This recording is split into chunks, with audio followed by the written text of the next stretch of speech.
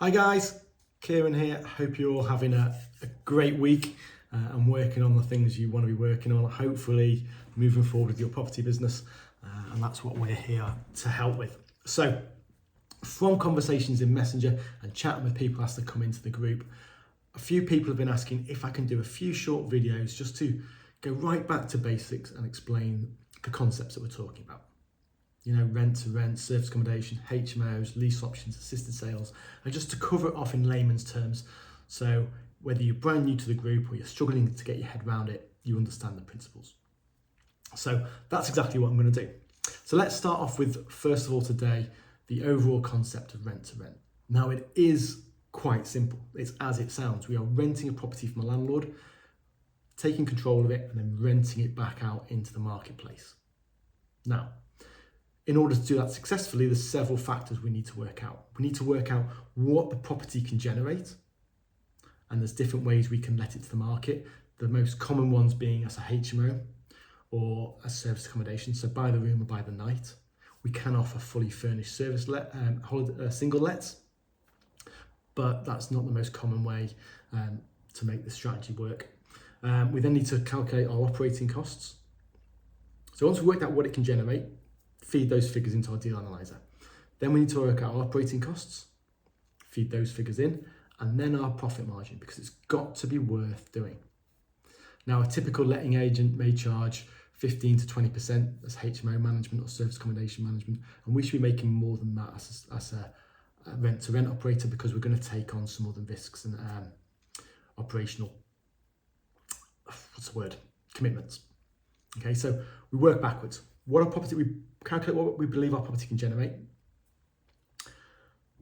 how much it's going to cost us to run, our profit margin, and then we can have a discussion with the owner of can we lease your property for that amount for a longer period of time. Okay, so work backwards. Don't start with what the landlord wants to get from a property, because if that's too high and you can't make enough, you're just going to get squeezed in the middle till you're not making any money. Okay, but it's that simple. We're renting a property from a landlord. Now we're saying to them, could we lease your property for a longer period of time? Maybe 3, 4, 5 years. Okay, and in return, whether it's empty, whether there's voids, whether there's decoration costs, maintenance costs, call out costs, we will factor all those in and we will give you a guaranteed amount every month for that period of time. Now, if we've got our numbers right and our figures right, and our deal analyzers and some experience should help us calculate that, the benefits for the landlord are they are no longer involved in any of the day-to-day operations of their property. They know exactly what it's going to generate them, and they haven't got to stress about call some tenants, call some letting agents, maintenance call-outs, void periods, redecoration costs. We're going to take care of all that. Okay, so for them it becomes a hands-off investment, and they can go off and do what they want to do and get on with their lives. Now, yes, we're going to make more from the property than there's going to go directly back to them, but they're not involved day to day, and that's where we bring the value. Does that make sense? So it's really important we get our figures right.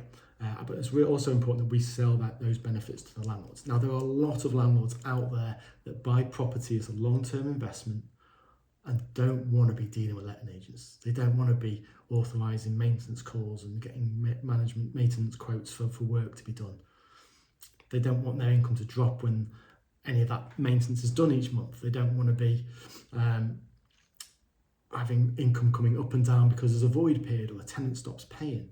A lot of them are investing and buying property for long-term investments and just want to know it's making a decent return month on month on month, and we can offer that to them. Now, from our point of view, where's the benefits? Well, unlike a letting agent, which is maybe taking anywhere between 10 to 15% to manage a property, some as low as 6, 7, 8%, depending on where you are in the country, we're making our margin in the middle. Now, this is great because if we agree a figure with a landlord for a period of time, and then we have control over that property. So we're a bit more invested in it. So we can invest a bit of our own funds in the property to up the rent on the back end. Does that make sense? So as long as we make enough in the property to be able to feed back in, and those figures should all be factored into your equation,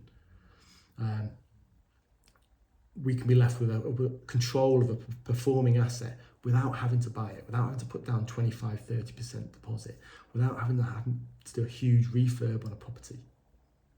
Okay, we can take somebody's existing asset, offer them some assurances, some guarantees, some hands-off time going forwards, take control of it and put it back out into the market and squeeze that property for as much as we can generate from it.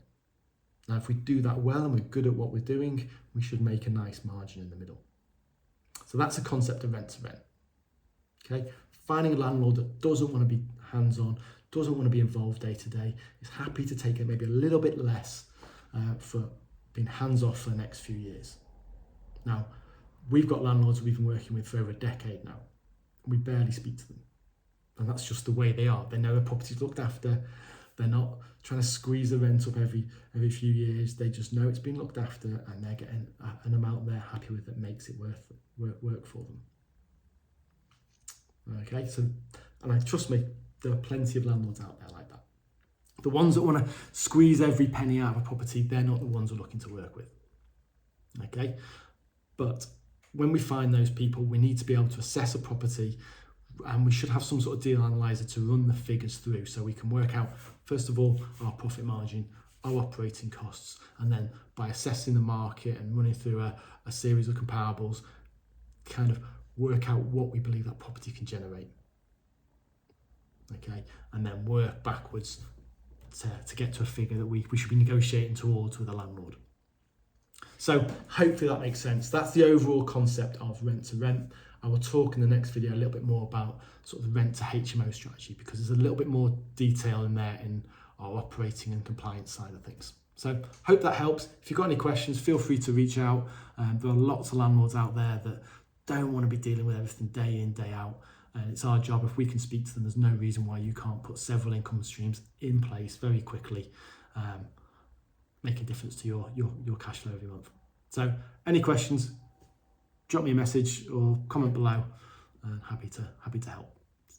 Take care, guys. Bye-bye.